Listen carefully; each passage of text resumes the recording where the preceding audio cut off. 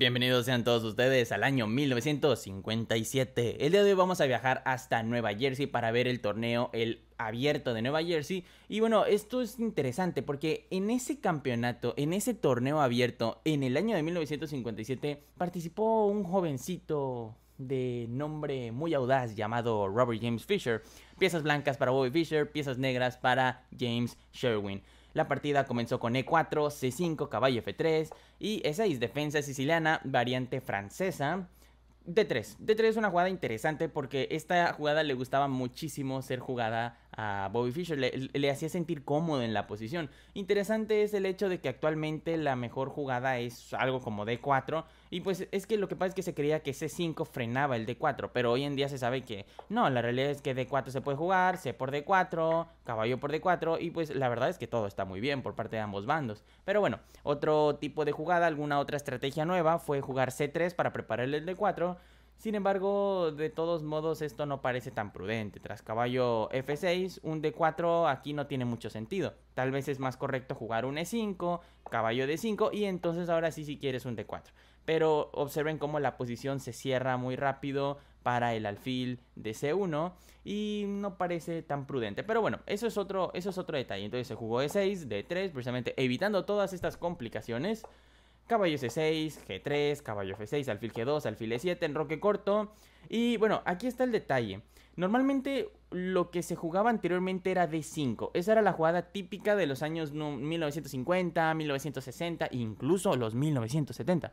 Pero la idea es que se veía que el blanco quedaba al final del camino en una posición muy cómoda, en una posición donde, pues en realidad si jugaba bien no tenía por qué tener algún tipo de derrota o algún tipo de inquietud estratégica o táctica posicional o de cualquier otro tipo. Entonces, Sherwin se estuvo planteando esta idea justo antes de este el torneo, no precisamente para Fischer, pero sí para emplearlo, y lo que se jugó fue enroque corto. Una jugada muy interesante porque la idea de Sherwin y junto con la de otros maestros fue decir, bueno, ¿sabes qué? Evito jugar este D5, estoy postergando, estoy demorando intencionalmente definir la posición de mis peones y así fuerzo al blanco a que sea él quien defina los peones o que me dé algún tipo de estrategia al momento o en el momento en el que decrece la presión bueno, por parte del blanco. Entonces esa fue la idea, ese fue el pensamiento de Sherwin. ¿Algún tipo de nueva estrategia quizá para derrotar a los grandes maestros de aquella época? Bueno, actualmente, de hecho, esto fue tan popular que, y bueno, fue muy contundente. La jugada típica, la jugada moderna, lo más jugado en esta posición actualmente año 2023 es precisamente en roque corto y se lo debemos gracias a ese estudio realizado allá por los años de 1950-1960. Caballo BD2 fue lo que se jugó. De repente un E5 hubiera parecido ideal porque caballo D5, caballo BD2, F6, E por F6, caballo por F6, torre 1. Y la realidad es que sí, la torre negra está jugando, pero la torre blanca también y de hecho aquí parece que las blancas tienen un poquito más de ventaja. Pero bueno, no fue lo que se jugó eso en la partida, se jugó caballo BD2, torre B8.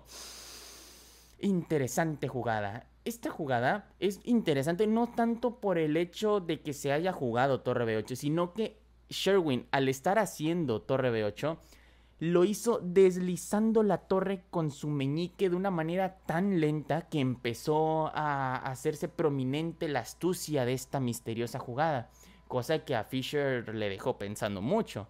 Bueno, no se inmutó y jugó torre 1. Repito, D5 era una jugada, pero bueno, torre 1 también sigue siendo muy buena. D6, C3 y B6. Interesante jugada. Fischer aquí argumentó bastante acerca de esta jugada porque decía, es que no está mal esta jugada, pero honestamente yo esperaba un B5. Uno puede decir, ah, bueno, claro, pero es que Bobby Fischer era un super gran maestro, fue campeón mundial, nadie lo pudo derrotar, fue a millones de a miles de entrevistas. Sí, ese es el detalle. Pero la situación es que aquí Fischer tenía 14 años. Entonces, Juzgar este tipo de posiciones apenas a los 14 años es algo bastante interesante, porque esta no es una posición fácil y vamos a ver cómo lo maneja de todos modos Fischer. B6 fue lo que se jugó, repito, tal vez un B5 seguido de un D4, C por D4, hubiera estado bastante interesante de visualizar, pero se jugó B6, un poquito más calmado. B6 evidentemente para un alfil A6 o para un alfil B7. Un alfil A6 parece un poquito más prudente. Bueno, D4, dama C7, E5 y caballo D5. A ver, yo marco esta jugada como error.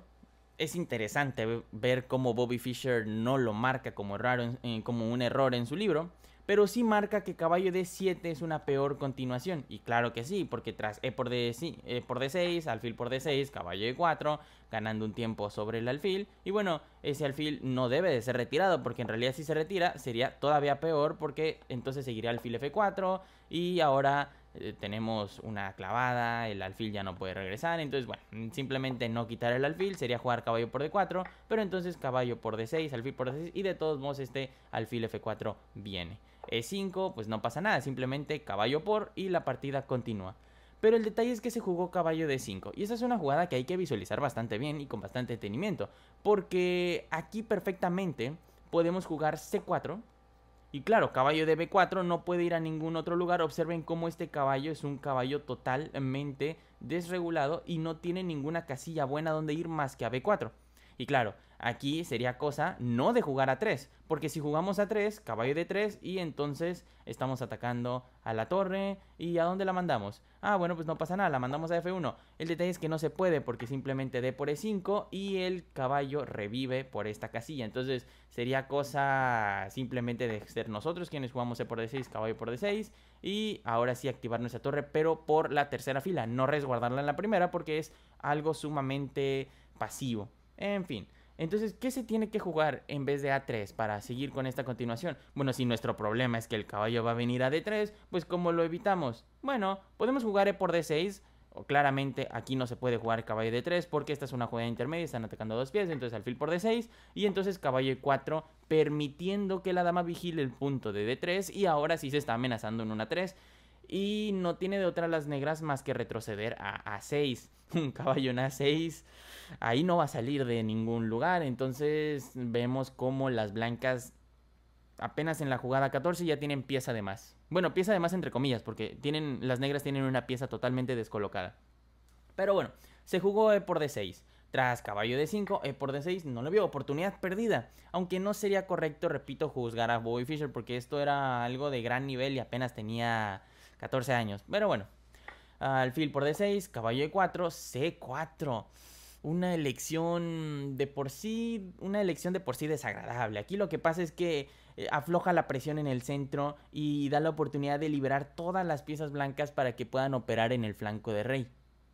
¿Cómo es eso? Bueno, para empezar, tal vez un alfil A6 sería muchísimo más prudente. Una jugada de desarrollo, una jugada que nadie la ve venir. Un alfil A6 está controlando pues la posible entrada de piezas blancas sobre el flanco de rey del negro. Pero bueno, se jugó C4. Entonces caballo por D6, dama por D6 y caballo G5. Claramente la intención está en llegar a un dama H5 y amenazar mate, pero no para amenazar el mate como tal, sino para empezar a romper la estructura de peones del enroque del negro. Entonces caballo C7. Francamente un error. Aquí lo que pasa es que, bueno, para empezar, un H6 era muchísimo más prudente para evitar ese dama H4, ¿verdad? Pero aquí el detalle es que se jugó caballo C7. El caballo C7 es una buena jugada. Bueno, no, es una mala jugada, pero es una jugada que si bien es cierto que es mala, tiene una muy buena intención. Y es llevar al caballo a la casilla de G6. El caballo en G6 es un excelente defensor. Se le dice que es uno de los escudos más prominentes. ¿Cuál es el problema? Bueno, dama C2 apuntando. Claramente se puede venir a dama H4, ¿verdad? Pero entonces solamente estaría, bueno, claramente permitiendo este H6 y el caballo pues se tiene que retirar a E4. Mejor jugar dama C2 y, profe, ¿no se puede aquí H6? No se puede porque entonces habría mate en 1. Entonces es más prudente jugar el caballo dama C2. Y tras caballo G6, ¿cómo le hacemos? ¿Por qué esto no funciona? Si les estamos comentando que un caballo en H2 es un muy buen escudo, ¿por qué aquí no funciona? Bueno, pues por H4, excelente jugada. Simplemente amenazando H5, el caballo se retira y hay mate en H7 en conjunto con la dama y con el caballo. ¿Cuál es el detalle? Bueno, caballo F6. Caballo F6 controlando el avance de H5 y pues aparentemente ya todo se encuentra defendido. Pero es que ese es el problema. Como ya todo está defendido, todo está excelentemente defendido, pero con puras piezas menores. Observen cómo los dos caballos están totalmente atrapados, están totalmente encarcelados en estas dos casillas, que no es otra cosa más que una estructura posicional sumamente pasiva. Entonces el negro está sosteniendo cada amenaza con una pieza diferente y aquí la situación es que no tiene ningún contrajuego bueno. Lo único que tiene que hacer Fischer es, bueno, pues seguir incrementando la presión, seguir incrementando la iniciativa y continuar presionando. Parece muy sencillo, pero la realidad es que esto es una posición muy difícil de ganar. Recuerden, las posiciones más difíciles de ganar son las que ya están ganadas. Entonces, el Bobby Fischer aquí tiene que ser muy rápido. ¿Qué se juega? Bueno, los invito a detener el video y visualizar qué jugada pueden realizar ustedes. La jugada de Bobby Fischer fue caballo por H7, brillante la jugada, excelente jugada precisamente porque derriba la estructura de peones del negro con la velocidad de un rayo. Y observen muy bien porque Bobby Fischer aquí lo entiende muy bien. La situación es que cuando uno quiere mejorar en el ajedrez, todo depende de en qué nivel se encuentre. Por ejemplo, los jugadores de 2000 para arriba se empiezan a enfocar en estudio de aperturas, en estudio de finales, los 100 finales que tienes que saber, todo eso, todo eso. Pero del 2000 para abajo, lo más importante que nosotros tenemos que empezar a estudiar es la táctica. De hecho, esto ya ha sido demostrado de muchas maneras. La realidad es que no importa que estén en 1500, 1700, 1800, 1900, no importa qué defensa o apertura empiecen a jugar. Lo importante es que ustedes sean capaces de ver la táctica sobre el tablero.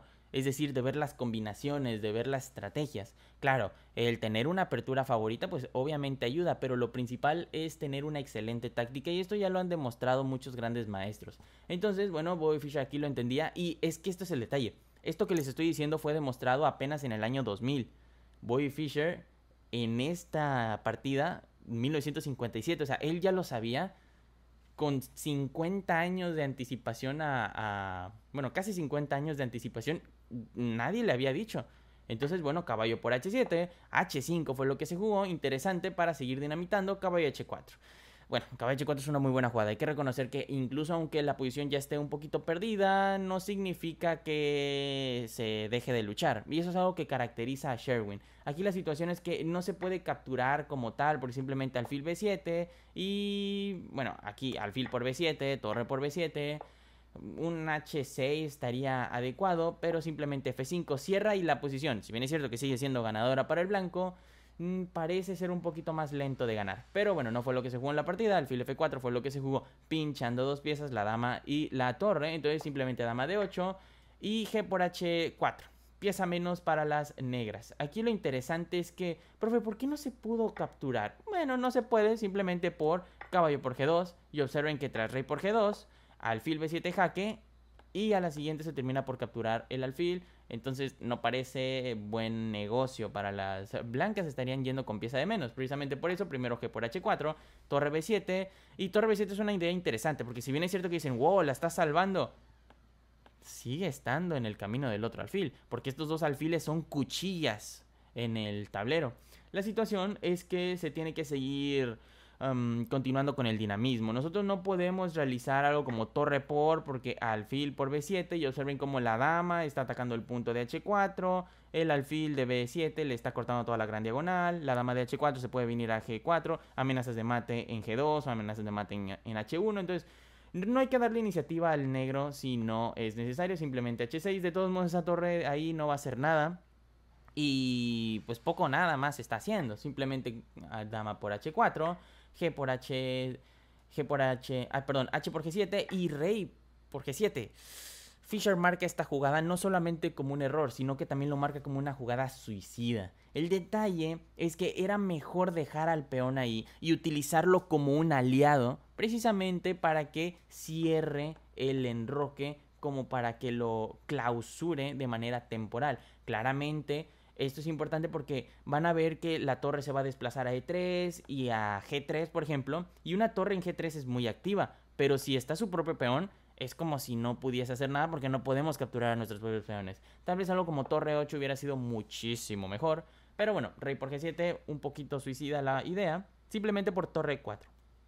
Lo que se está amenazando es alfil E5 jaque y a la descubierta se le está yendo la dama, por eso torre H5, torre 3 y ahora la torre se une a la casa del rey y comienza la liquidación.